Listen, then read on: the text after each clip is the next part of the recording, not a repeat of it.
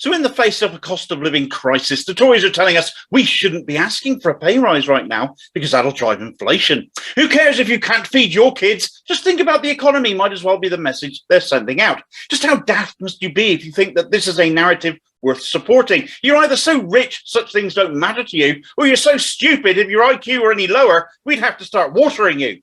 All the while they're urging you to drop the Oliver Twist Act by saying, please, sir, I want some more so I can actually pay my bills this month.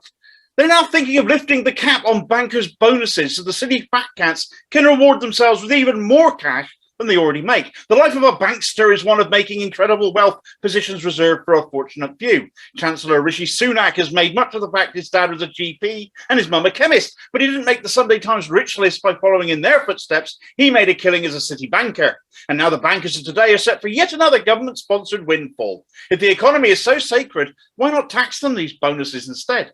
Then, of course, there are the profits being made by some companies. As inflation has risen, they are raising their prices to protect their profits. But when we can't afford to live on our increasingly stretched incomes, don't attack workers for being forced to strike in order to ensure their standard of living keeps up with that, though, of course, the current strike action is about a lot more than that besides.